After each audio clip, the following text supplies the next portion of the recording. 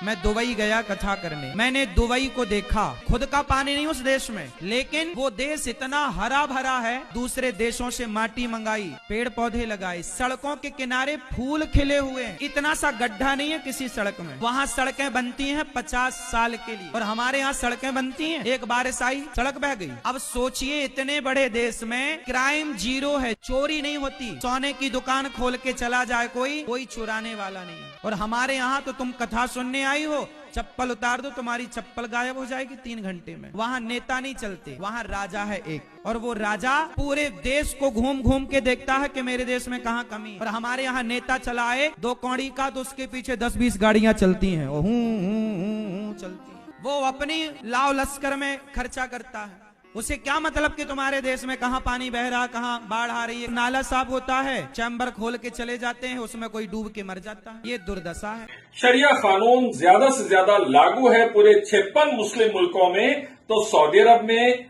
अरब इमारात में, Dubai Sharjah में, Abu Dhabi में, कतर, बहरीन, कुवैत में। और यहाँ पर माइनॉरिटीज तमाम धर्म के, हिंदू, ईसाई, यहूदी, सिख, सिक्योरिटी, शांति, उन्नति से लेकर अरबों खरबों कमा रहे हैं। इलियास साहब को बधाई देना चाहता हूं, बहुत बढ़िया तरीके से उन्होंने व्याख्या किया है।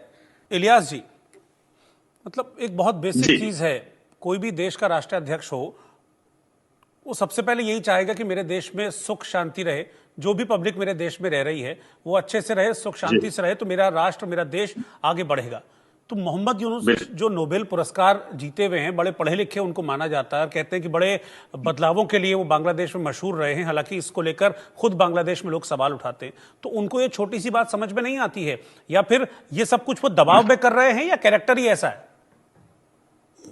देखिए, मैं 4-5 बातें मुख्तसर सी बिल्कुल शॉर्ट में आपको बता दूं। सबसे पहली बात, तमाम देशों में और हर देश में शांति, उन्नति और सिक्योरिटी रहेगी तो वो देश तरक्की करेगा, वरना वो बर्बादी के कगार पर जाएगा, जैसा कर्नल साहब ने समझाया। दूसरी बात, शरिया कानून ज्यादा से ज्यादा लागू है पूरे 56 मुस्लिम मुल्कों में, तो सऊदी अरब में, अरब इमारात में, दुबई शारजा में, अबुधाबी में, कतर, बहरीन, कुवैत में। और यहाँ पर माइनॉरिटीज तमाम धर्म के, हिंदू, ईसाई, यहूदी, सिख, सिक्योरिटी, शांति, उन्नति से लेकर अरबों खरबों कमा रहे हैं। बांग्लादेश में शरिया लॉ दूर दूर तक नहीं है, इसलिए परेशानी चल रही है। तीसरी बात, क्लैश ऑफ सिविलाइजेशन के ऊपर हमारे पहले प्रवक्ता ने, हमारे पहले पैनलिस्ट ने कहा है, बिल्कुल सही है कि कहीं पर कोई तरक्की करना चाहता है तो उसको इंटरनल आग लगा देते बाज दूसरे कंट्रीज, या एक्सटर्नल आग लगा देते। इससे बचे रहना भारत को भी जरूरी है, बांग्लादेश को भी जरूरी है, पाकिस्तान, सब मुल्कों को, वरना तरक्की नहीं कर पाएंगे।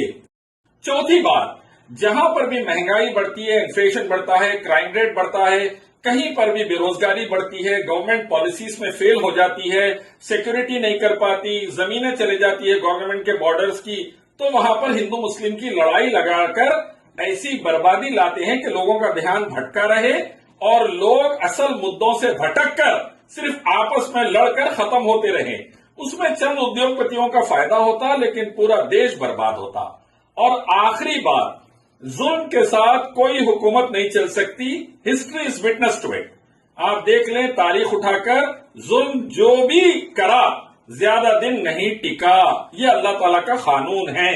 1971 में मेरे पिताजी मोहम्मद शरफुद्दीन मराठा रेजिमेंट से इंडियन आर्मी नायक थे और भारत के लिए खून पसीना लगाया था। इसलिए नहीं कि मासूम ना भारत में मरे, ना बांग्लादेश में मरे, ना पाकिस्तान में मरे, बल्कि सबकी हिफाजत हो, इसके लिए खून पसीना लगाया था। और कई हमारे फौजियों ने, आज बांग्लादेश उसका शुक्रगुजार रहना चाहिए।